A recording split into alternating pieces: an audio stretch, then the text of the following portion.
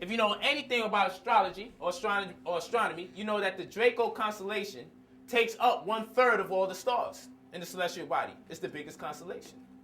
Takes up 1/3 of all the stars. So when you read in the scriptures that the devil, that dragon, that serpent, got 1/3 of the stars to fall from grace. Mind you, they keep mentioning people or referring to them as stars. Just like, how art thou fallen, O Lucifer, son of the morning. Isaiah chapter 14, verse 12, calls him the son of the morning. Son of the morning. Morning. Sun. Or Revelation 22:16, where Jesus is called the bright and morning star. Sounds like the sun. So I'll be talking about suns, stars, all the time. Celestial bodies, not people. And 1/3 of the stars fell from grace. We talk stars falling from grace. So what's all this about? So then we go in the book of Revelations and we find out about 1/3 of the dragon's tail. And 1/3 of the stars falling. And we say, what's all this 1/3 and 1/3 and 1/3 and 1/3? Well, if you break up the precessional circuit into 3s, then if you divide 25,920 by 3, you're left with 6,840. And 6,840 gives you what? 18. It gives you 6, 6, 6. If you add 6 plus 8 plus 4 plus 0, you get 18. It gives you 3 6s. That's the first set. Now, if you look at the time Jesus died, 33 AD, look at the time Jesus died. Each one of these parts represents 6,840. It's the precessional circuit broken up into 3. If you look, you'll find that 1/3 of the dragon's tail is caught up in the last third part of the precessional circuit. 1/3 of the dragon's tail, just like it says in the Bible. 1/3 of the dragon's tail, because the Draconis constellation, because the planet Earth will be aligned directly with the Draco constellation during the winter solstice of 2012, December 21st. It'll be aligned with it. And when it's aligned with it, at this point, it will take up, or be aligned, the precessional circuit will be through the 3rd part, or 1/3 of this dragon's tail. It will encompass 1/3 of this dragon's tail. And if you look at the time Jesus purportedly died, okay, and he died at age 33, and you chart it, okay, in terms of his BC age, the BC and the AD, you'll wind up with this between those intervals, which would be what? 6,660. 666 again. So not only does each one of these break up 6,840, 6 plus 8 plus 4 gives you 18. 18 gives you 3 6s. But if you look at the time they say Jesus died and his return based on the end of the cycle, you have 6,660. So I start asking the question, how come I keep seeing 666? Isn't that the mark of the beast, Revelation 13:18, according to them? And you should know him by his number, 666. So I start saying, what's up with this dragon? 1/3 of the stars, the Draco constellation, takes up 1/3 of the stars in the celestial body. Okay? 1/3 of the tail is caught up if you break up the precessional circuit into 3s. And if you look at the time that Jesus purportedly died, from the time he was born in his era, and the time of his second coming, you would get 6,660, 666. And I started thinking, how come I keep seeing the 666? So 2012, the planet aligns with the dragon, or the Draco constellation. It aligns with the Draco constellation.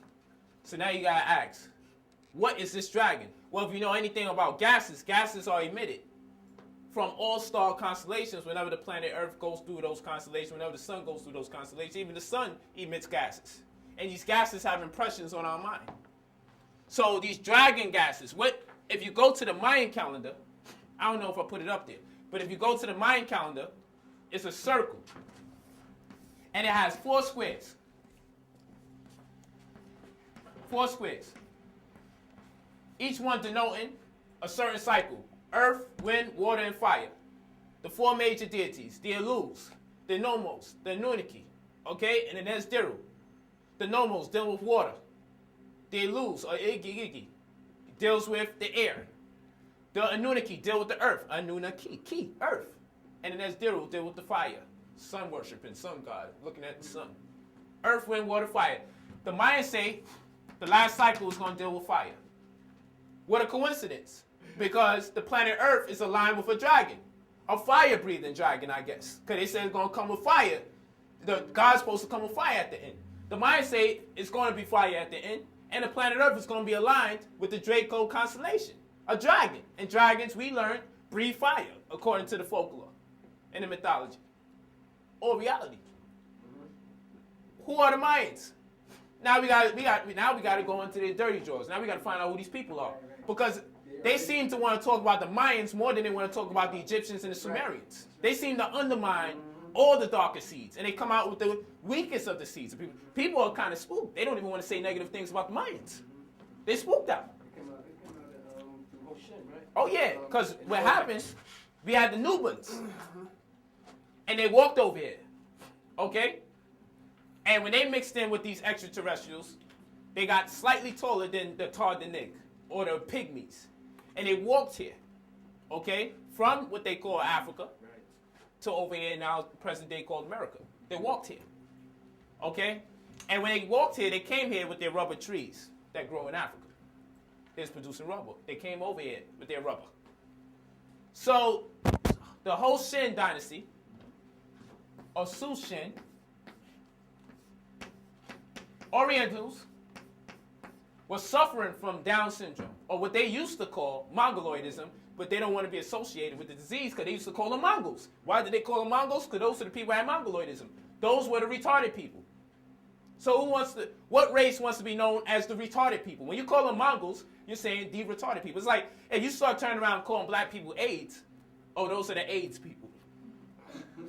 Then we would say, I do not want to be known as the AIDS people. Change the name.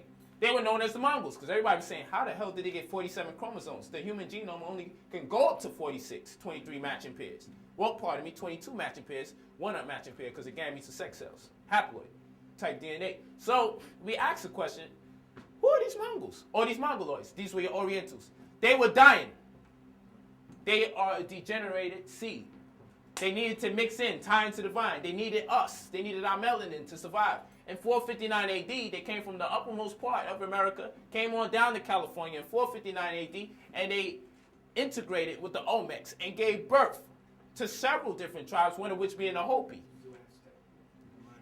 And the Olmecs ran things because they were considered to be the progenitors of society, because none of these other races would have existed if they didn't come over here and start intermingling with people.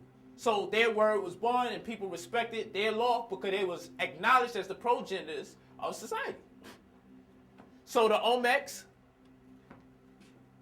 made it with the whole Shin dynasty and gave birth to, amongst many tribes, the Hopi tribe. Hopi, they was named after, because the Olmecs had Egyptian background and culture, coming from Nubia, Nubians. Hopi was named after the fourth son of Heru, or Reha Akati, named Happy. And that's why both tribes have falcons or birds as their symbol. And the Hopi tribe were told by the Olmecs, who ran things, no mixing your seed because y'all are mixed. We don't want no more people degenerating. We don't want the melting pot America will be one day. They didn't say all of that. You know what I'm saying? So the Hopis identified and entertained the notion and said we won't mix our seed. But the Olmecs entrusted them with information and taught them the ways of the Dogon.